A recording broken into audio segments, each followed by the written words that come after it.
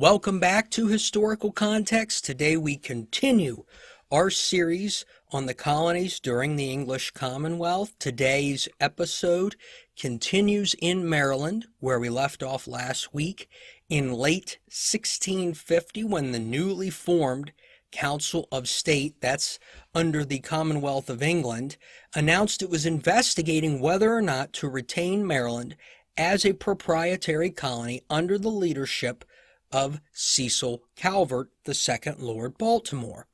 While there is no direct document showing immediate reaction of the Maryland colony, a January 1651 order from Governor William Stone seems to show several estates behind on paying their rents.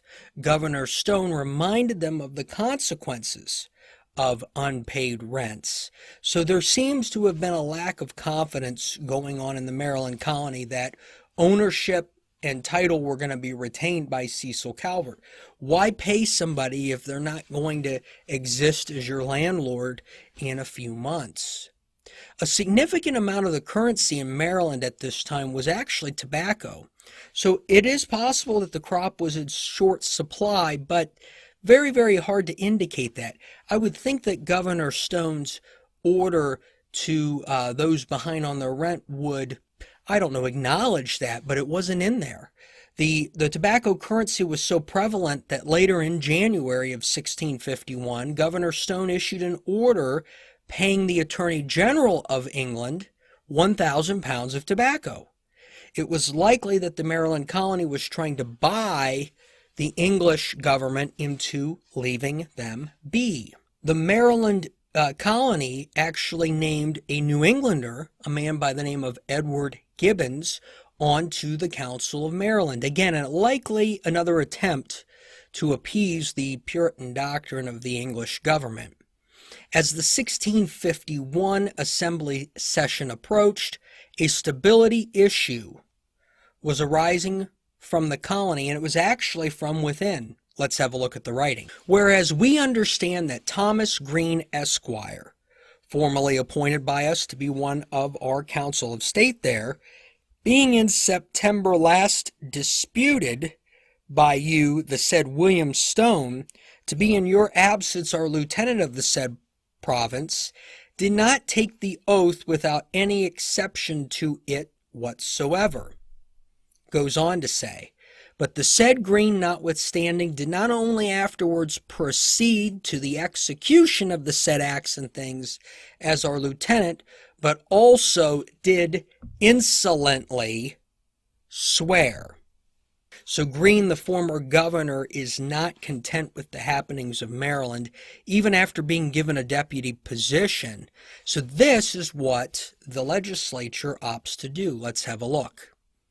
We do therefore, for the reasons above mentioned, hereby declare all acts and things done by the said Green as our lieutenant there when he was deputed by you, the said William Stone, in that office as aforesaid to be void and null, excepting such of them only as you, the said William Stone, shall think fit to confirm for our honor and the public good of the province.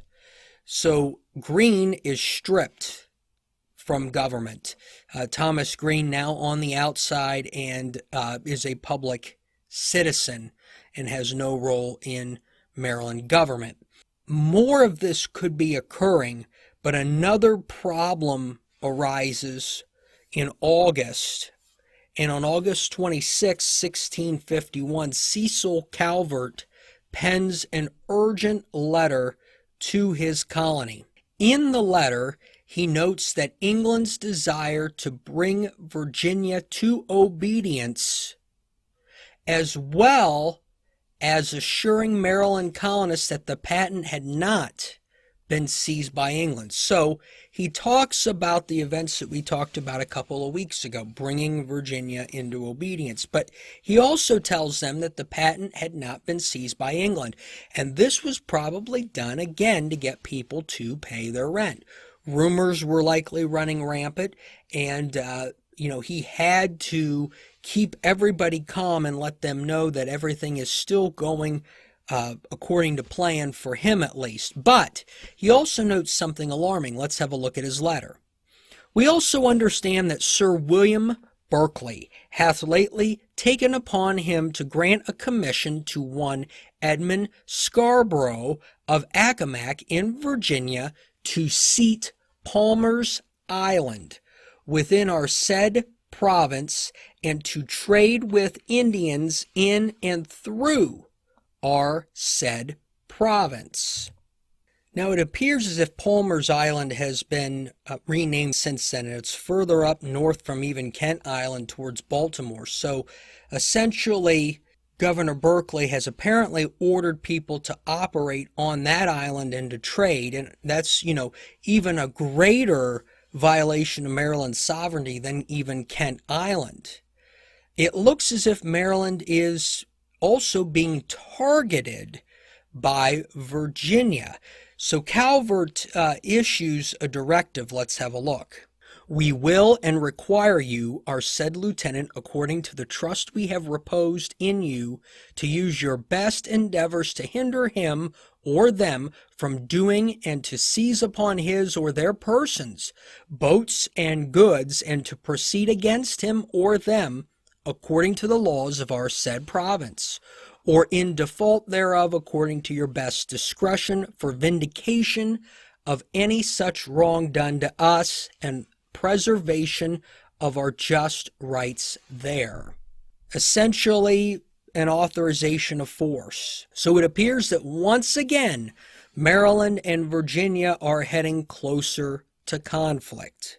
To avoid further problems, Calvert makes a recommendation. Let's have a look. We require you, our said lieutenant, to encourage some English as soon as you can to take up such land as shall be due unto them in our said province by virtue of our conditions of plantation or other warrant from us, near to the bounds of our said province, according to the maps thereof, which we sent thither about 2 years. Cecil Calvert is asking Maryland colonists to push settling south as close to Virginia as possible, to hinder the Virginians from moving north and expanding Virginia's territory.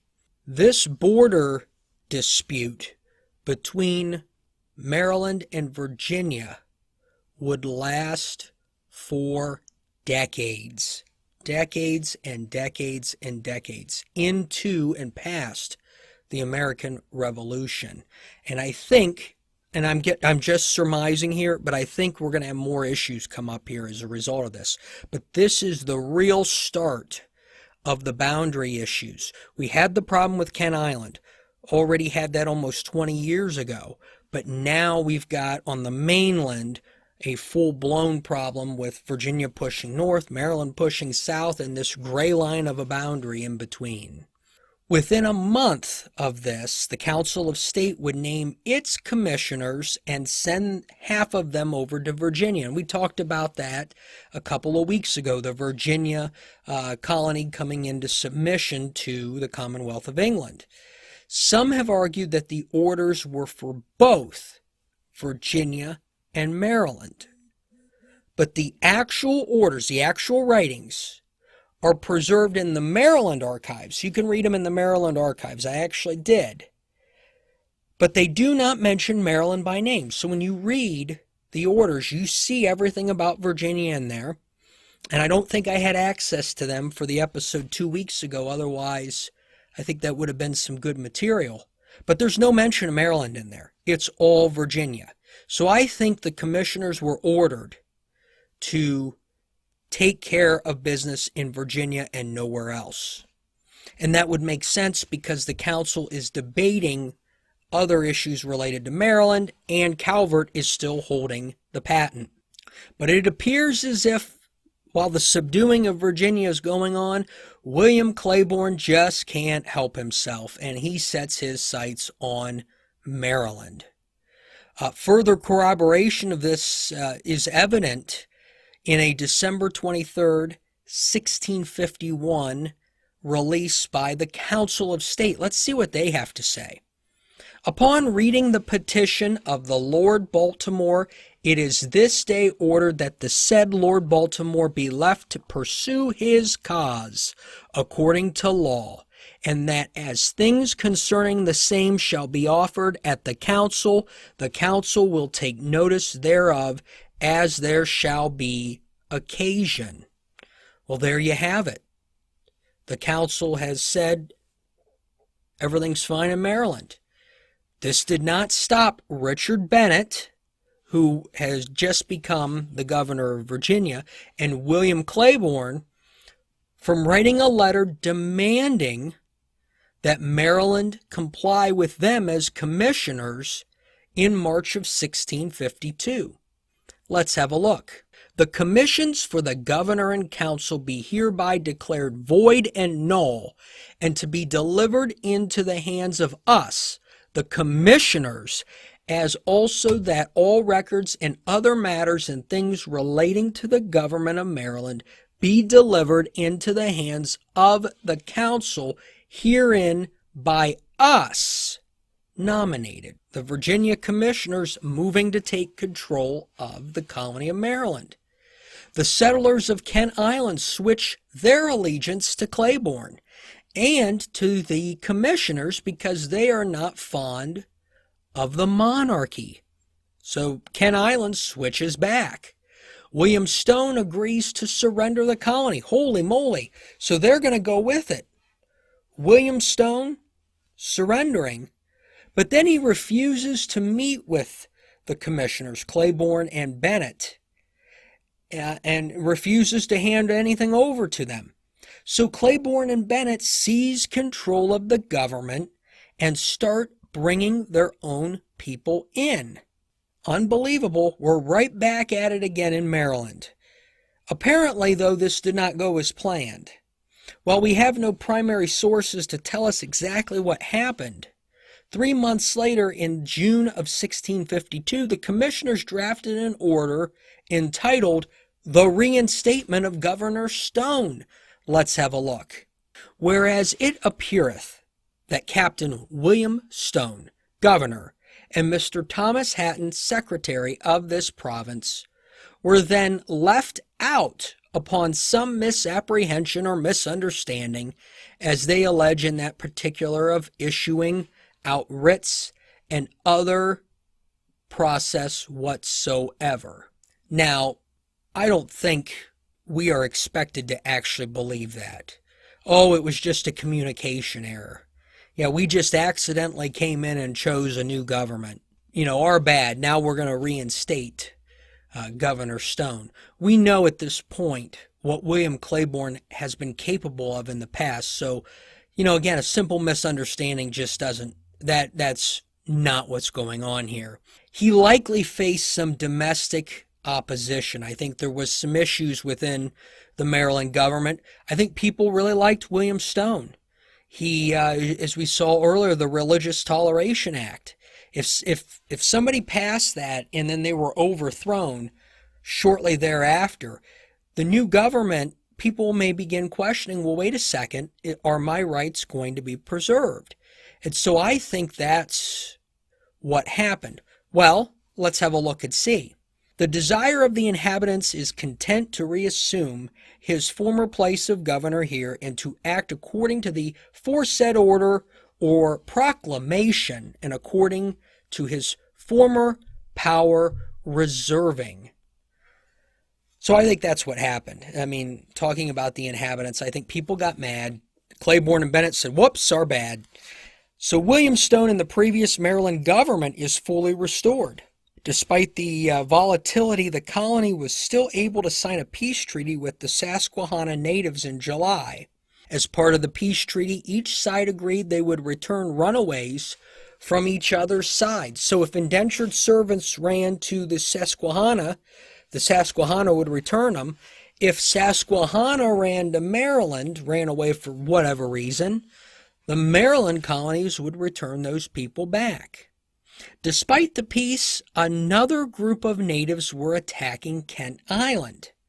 The problem was so bad that in late July, a man by the name of Thomas Harrison appealed straight to England, the Council of State, for assistance. A few weeks later, Governor Stone forbid any commerce with these natives, so almost like an embargo, if you will. Also in August, a debate was raging back in England regarding whether or not to merge Maryland and Virginia. Lord Baltimore weighed in with a reasoning to keep the colonies separate. And obviously, Baltimore is going to want to keep the colonies separate because it keeps his patent with Maryland. If they merge those colonies together, they're not going to tell Lord Baltimore that he now controls twice as much as he had before. They're going to allow Virginia to control Maryland. Baltimore argued to keep the government divided would give the Commonwealth more power in imposing its laws. He also argued that defection would likely not be united as example by the recent events. So basically here what he's saying, to kind of simplify it, is that if you're dealing with two separate colonies, it's going to be easier to control either one than if you were to unite them into a bigger colony. Baltimore also stated that by being in England, the Commonwealth would have better access to Maryland through him. Baltimore concluded that the Parliament would take a hit in credibility if it turned around and seized Maryland after its recent assurances. And the Commonwealth went with it. Maryland stayed independent of both Commonwealth of England control and of Virginia control. So quite a needle there that Lord Baltimore and Governor William Stone threaded, because it definitely didn't look like that for a while. And William Stone is governor for now. Next week we will be traveling to the Massachusetts Bay Colony to see how the Puritans are handling the presence of their allies in English government. We'll talk about that next time on Historical Context.